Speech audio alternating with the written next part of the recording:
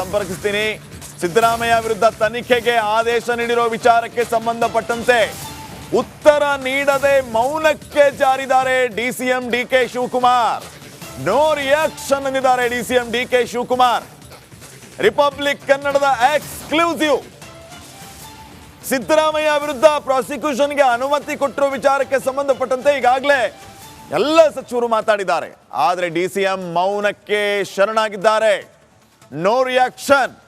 DCM DK Shivakumar ಏನು ಮಾತಾಡದೆ ಹಾಗೆ ಹೊರಟಿದ್ದಾರೆ.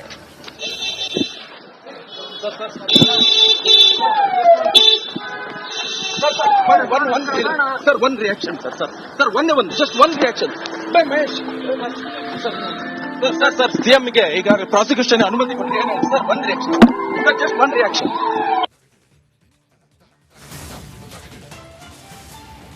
ನನ್ನ ಕೊಲೀಗ ನಿಕೇಶ್ ಕುಠಾರಿ ಡಿಸಿಎಂ ಡಿಕೆ ಶಿವಕುಮಾರ್ ಅವರನ್ನ ಮಾತಾಡಿಸುವ ಪ್ರಯತ್ನವನ್ನ ಮಾಡಿದ್ರು.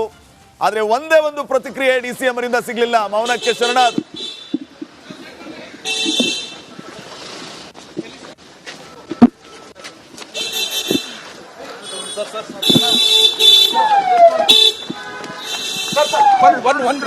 Sir, one reaction, sir. Just one reaction. Sir, CM ಗೆ ಈಗ ಪ್ರಾಸಿಕ್ಯೂಷನ್ ಅನುಮತಿ ಕೊಟ್ಟರೆ ಏನು sir? one reaction. Sir, just one reaction.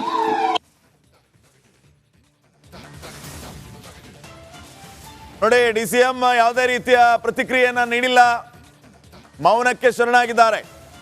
ಸೇರಿದಂತೆ ಇನ್ನುಳಿದ ಸಚಿವರು ಈಗಾಗಲೇ ಆಕ್ರೋಶದ ನುಡಿಗಳನ್ನ ಆಡ್ತಾ ಇದ್ರು. MB Patil, Dinesh Gundu Rao, home minister, ರಾಜ್ಯಪಾಲರ ವಿರುದ್ಧವೇ ಆಕ್ರೋಶವನ್ನ ಹೊರಹಾಕ್ತಾ ಇದ್ರು. ಆದರೆ ಡಿಸಿಎಂ ಡಿಕೆ ಶಿವಕುಮಾರ್ ಇದು ಯಾವ ವಿಚಾರವನ್ನು ಕೂಡ ಪ್ರಸ್ತಾಪ ಮಾಡಿಲ್ಲ, ಯಾವ ವಿಚಾರವಾಗಿಯೂ ಮಾತಾಡಿಲ್ಲ. ಹಾಗೆ ಅಲ್ಲಿಂದ ಹೊರಡಿದ್ದಾರೆ.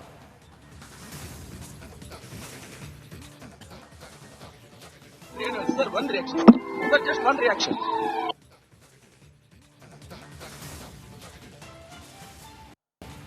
ನೋಡಿ, ರಾಜ್ಯಪಾಲರ ನಡೆಯ ಬಗ್ಗೆ ಒಂದ್ ಕಡೆ ಇಡೀ ಕಾಂಗ್ರೆಸ್ ಕೆಂಡ ಕಾರ್ತಾ ಇದ್ರೆ, ಡಿಸಿಎಂ ಡಿಕೆ ಶಿವಕುಮಾರ್ ಮಾತ್ರ ಏನು ಮಾತಾಡ್ತಾ ಇಲ್ಲ. ಮೌನಕ್ಕೆ ಶರಣಾಗಿದ್ದಾರೆ. ಅವರ ಪ್ರತಿಕ್ರಿಯೆಯನ್ನ ನಾವು ನಿರೀಕ್ಷೆ ಮಾಡ್ತಾ ಇದ್ವಿ ಈ ಸಂದರ್ಭದಲ್ಲಿ. ಆದರೆ ಅವರು ಯಾವುದೇ ರೀತಿಯ ಪ್ರತಿಕ್ರಿಯೆಯನ್ನ ನೀಡದೆ ಹಾಗೆ ಹೊರಟಿದ್ದಾರೆ. ಡಿಸಿಎಂ ಡಿಕೆ ಶಿವಕುಮಾರ್ ಈಗ ಮುಖ್ಯಮಂತ್ರಿಗಳ ವಿರುದ್ಧ ಪ್ರಾಸಿಕ್ಯೂಷನ್ಗೆ ಅನುಮತಿ ಕೊಟ್ಟಿರೋ ವಿಚಾರಕ್ಕೆ ಸಂಬಂಧಪಟ್ಟಂತೆ ತುಟಿ ಪಿಟಿಕನ್ಲಿಲ್ಲ, ಏನು ಕೂಡ ಮಾತಾಡಲಿಲ್ಲ, ಹಾಗೆ ಹೊರಟಿದ್ದಾರೆ. ನಾವು ಗಮನಿಸಿದ್ವಿ. ಇದಕ್ಕಿಂತ ಕೆಲವೇ ಕ್ಷಣಗಳ ಮುಂಚೆ ಪರಮೇಶ್ವರ್ ಮಾತಾಡಿದ್ದನ್ನ, ದಿನೇಶ್ ಗುಂಡೂರಾವ್ ಮಾತಾಡಿದ್ದನ್ನ, MB ಪಾಟೀಲ್ ಅವರು ಮಾತಾಡಿದ್ದನ್ನ.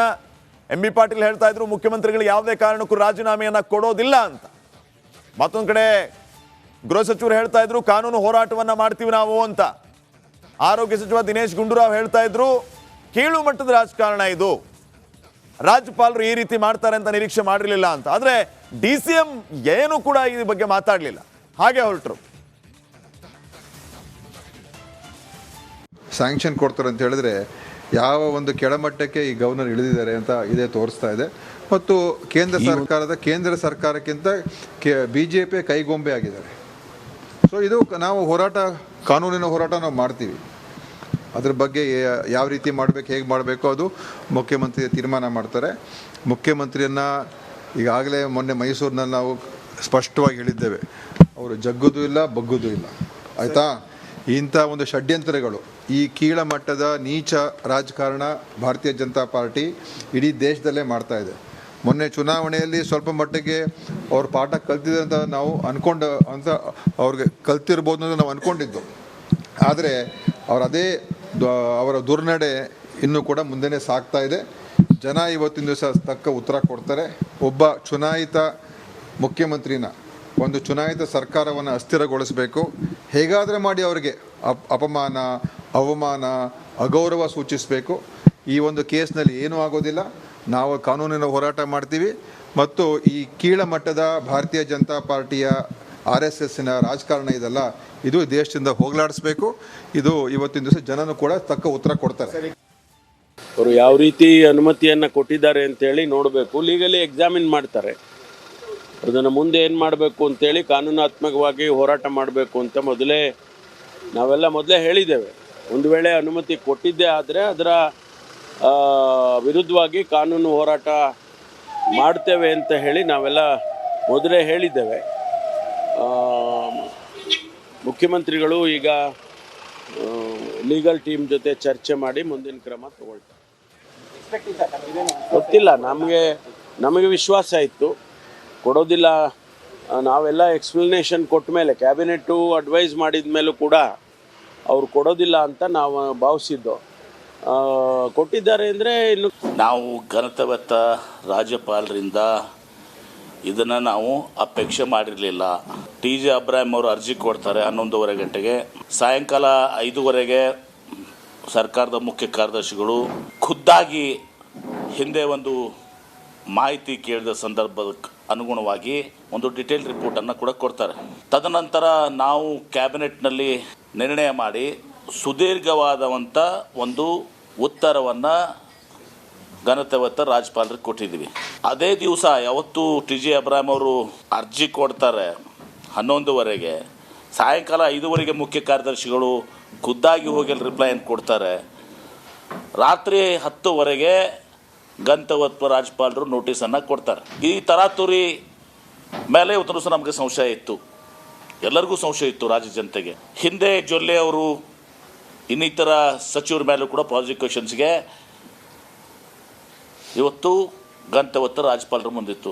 ಅಷ್ಟಾಗಿ ಇತ್ತೀಚೆಗೆ ಕುಮಾರಸ್ವಾಮಿ ಅವರ ಈ ಒಂದು ಪ್ರಕರಣದಲ್ಲಿ ಮುಖ್ಯಮಂತ್ರಿಗಳು ಮೂಡ ವಿಚಾರದಲ್ಲಿ ಮುಖ್ಯಮಂತ್ರಿಗಳಿದ್ದಾಗ ಅದು ತೀರ್ಮಾನ ತೆಗೆದುಕೊಂಡಿದ್ದಲ್ಲ.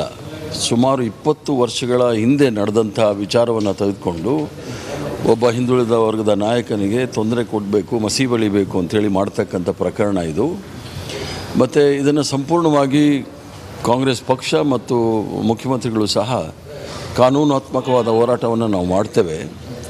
ಈಗಾಗಲೇ ಜಾರ್ಖಂಡಲ್ಲಿರ್ತಕ್ಕಂಥ ಮುಖ್ಯಮಂತ್ರಿಗಳ ಮೇಲೆ ಇದೇ ರೀತಿಯ ಭ್ರಷ್ಟಾಚಾರದ ಆರೋಪ ಮಾಡಿ ಅಲ್ಲಿನ ಹೈಕೋರ್ಟ್ ಭಾಳ ಸ್ಪಷ್ಟವಾಗಿ ಹೇಳಿತ್ತು, ಯಾವುದೇ ಆಪಾದನೆ ಇಲ್ಲ, ಯಾವುದೇ ಭ್ರಷ್ಟಾಚಾರದ ಆಪಾದನೆ ಇಲ್ಲ, ವಿನಾಕಾರಣ ಅವ್ರನ್ನ ಜೈಲಲ್ಲಿ ಇಟ್ಟಿದ್ದಾರೆ ಅಂತ ಹೇಳ್ತಕ್ಕಂಥದ್ದು ನೋಡಿದಾಗ ಇದು ಸಂಪೂರ್ಣವಾಗಿ ರಾಜಕೀಯ ಪ್ರೇರಿತವಾಗಿರ್ತಕ್ಕಂಥದ್ದು. ಕೇಂದ್ರ ಸರ್ಕಾರದವರು ಸೇಡಿನ ಕ್ರಮವನ್ನು ತೆಗೆದುಕೊಳ್ತಾ ಇದ್ದಾರೆ ಮುಖ್ಯಮಂತ್ರಿಗಳ ಮೇಲೆ. ಇದನ್ನು ಕಾನೂನಾತ್ಮಕವಾಗಿ ಮತ್ತು ಬಿಜೆಪಿಯೇತರ ರಾಜ್ಯಗಳಲ್ಲಿ ಈ ರೀತಿ ದುರುಪಯೋಗಗಳನ್ನು ಪಡಿಸ್ಕೊಳ್ತಾ ಇದ್ದಾರೆ.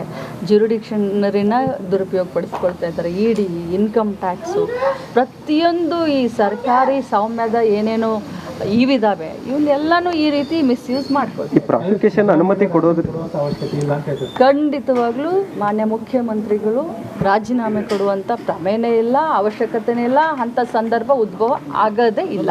ಅನುಮತಿ ಕೊಡೋದ್ರಿಂದ ಅಧ್ಯಕ್ಷ ಶಾಸಕ ಆಗಿರುವಂತಹ ವಿಜೇಂದ್ರ ಈಗ ಮುಖ್ಯಮಂತ್ರಿ ಸಿದ್ದರಾಮಯ್ಯ ಅವರ ರಾಜೀನಾಮೆಗೆ ಆಗ್ರಹಿಸಿದ್ದಾರೆ. ರಾಜೀನಾಮೆಯನ್ನ ನೀಡಿ ಮುಖ್ಯಮಂತ್ರಿ ನೈತಿಕತೆ ಉಳಿಸಿಕೊಳ್ಳಲಿ. ಎಕ್ಸ್ನಲ್ಲಿ ಪೋಸ್ಟ್ ಮಾಡಿ ವಿಜೇಂದ್ರ ಈ ರೀತಿ ರಾಜೀನಾಮೆಗೆ ಆಗ್ರಹಿಸಿರೋದು. ರಾಜ್ಯಪಾಲರು ತಮ್ಮ ಸಂವಿಧಾನಿಕ ಅಧಿಕಾರವನ್ನ ಚಲಾಯಿಸಿದ್ದಾರೆ. ದಾಖಲೆ ಪುರಾವೆಗಳ ಮೇಲೆಯೇ ಆದೇಶವನ್ನ ನೀಡಿದ್ದಾರೆ. ಸಿದ್ದರಾಮಯ್ಯ ಭಂಡತನ ಪ್ರದರ್ಶಿಸ್ತಾ ಇದ್ರು, ನೈತಿಕ ಹೊಣೆ ಹೊತ್ತು ಈಗ ರಾಜೀನಾಮೆಯನ್ನ ನೀಡಿ ಸಿದ್ದರಾಮಯ್ಯ ಅವರೇ ಅಂತ ಹೇಳಿ